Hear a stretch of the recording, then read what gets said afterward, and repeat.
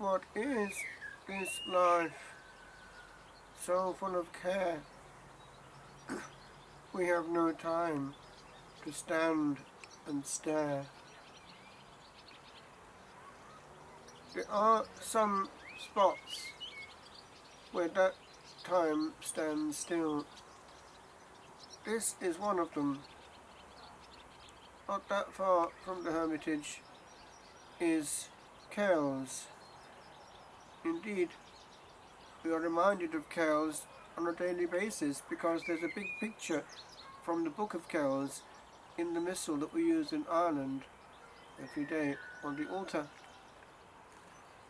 It was copied here. St. Colmcille, the saint who founded this monastery, would first of all go into prayer and implore the essence of physical existence for any founding monastery, water.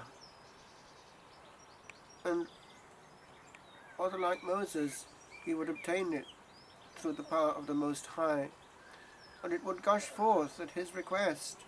And here is the example that we have at his foundation at Kells. Water still springing up, and one can see that it's still gushing forth, crystal clear, good to drink, and good even for the little roses that open up again when put in it. Water from the holy well, which still produces miracles.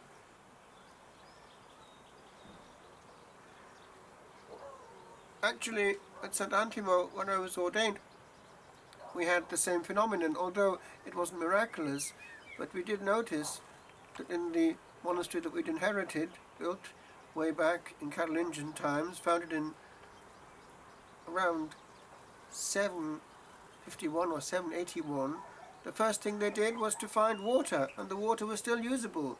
It was right in the middle of the cloister, a well. We see therefore why water was important. We forget that when we open the tap, don't we? But here we are, the beginning of a foundation with the essence. If one goes further down, one sees the round tower, and one also sees the ancient cell of St. Colmcille, still perfectly preserved. When the saints were at these places, they didn't really have too much time to catch up on the news, nor did they look for their mobile phone. They just went into mode. God taught them all they needed to know. And there they were, alone and not alone. And because they were close to him, they acted as magnets, and followers came along. We know that St. Colmcille, with his followers, went way up into the north, to Scotland, to Iona, and there the light went with them, a great monastic centre, a place of peace and unhurried time. We need places of silence, and they're becoming fewer. So at times we need to move ourselves to them and find them where they are. We are made weak by being exposed to too much noise and information. Also, the Lord finds it difficult to speak to our heart and to warn us about things. This is coming up now to the feast of the saint, because on the 9th of this month it will be the feast of St. Colmcille. His name means dove of the church, Columba, and then Kill is church in Gaelic. And way back in the 80s, I was under Dom Colmcille, the abbot of Mount St. Joseph Abbey, and he was a holy and gentle abbot. Alas, I was immature and didn't listen to his wise words of wisdom. If only I had. About this time, in 1986, because I was fond of him, I gave him a little present. It was a poem I had written, or was writing for the occasion, to his patron saint, St. Colmcille, to be sung on a melody I'd picked up in France. And I put it on his table in the refectory, and when he saw it, he was moved and asked me if I would record it, which I did. One needs a spiritual father who, like St. Colmcille, is safe and acts as a magnet. Blessed is the soul that finds a good spiritual father and clings to him. He will be led safely to glory. We are in danger when we have no one else but ourselves. He now has gone into glory, like St. Colmcille before him, and one thinks about the use that these made of the same gift of time that we have in our day, but only on loan. For time will come and time will go, and we will go with all. One thing that reminds us of that is the sound of the bell. At St. Antimo we were still using the medieval bells, and it was written on one of them in Latin that Dom Hugh, the abbot, had made them for the Alpha and the Omega in the year 12,018. And they were still calling us, indeed commanding us. The bell, which causes all else to pause and create space for the Most High.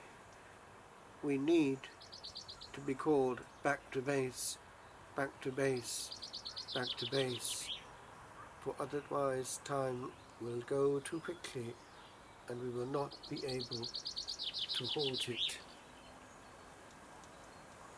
And I thought how these saints went on into glory, and from the other side call on to us, rather like Winston Churchill, victory. Faint not, we conquer.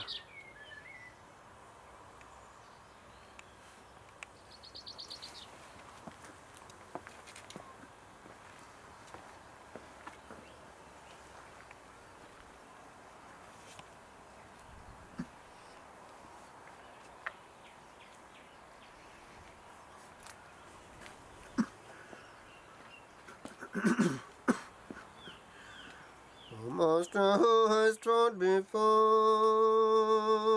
this ancient pathway trod of all you, the silent feet of many more, thou still dost guide us, thou still dost guide us.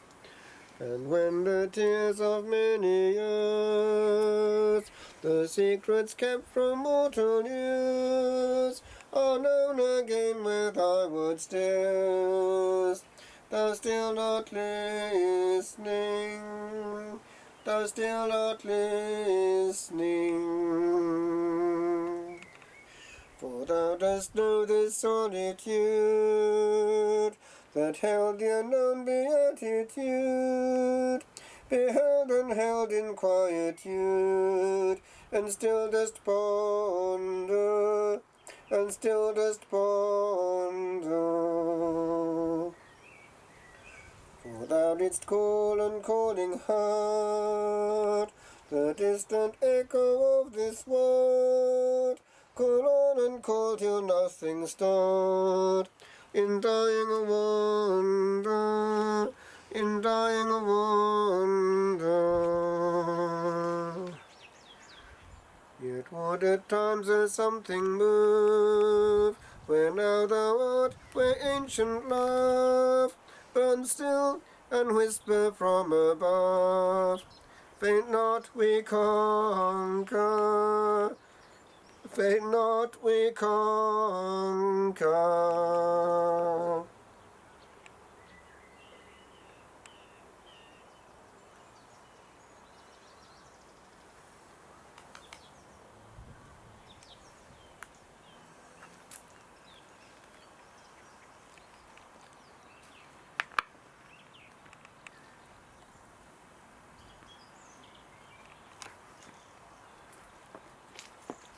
And so we peep into the past.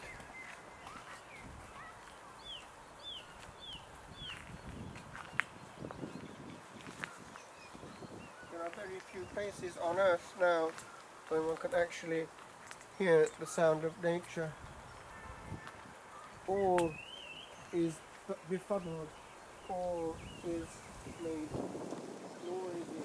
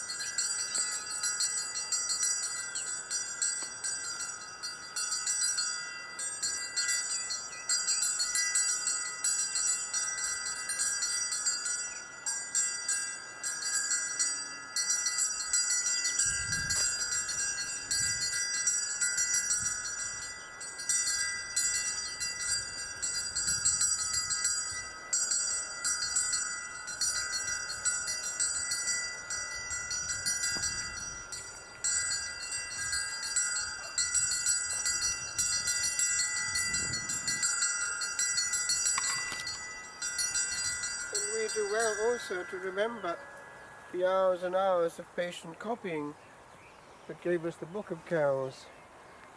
In fact, St. Colmcille got into trouble for copying a manuscript without permission, and it could explain his going into voluntary exile. Books were precious in those days. We have become unaware of the power of the written word.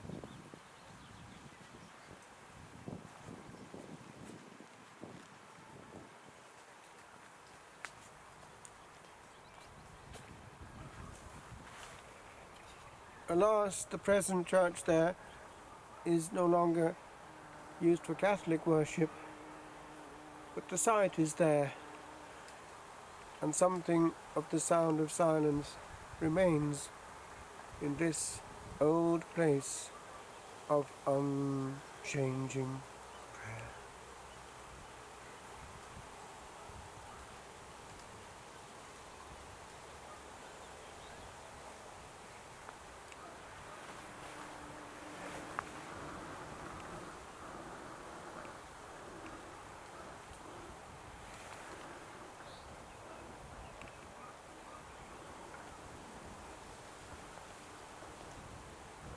St. Colmcille, in glory, pray for us and lead us to where you are, safe home in glory.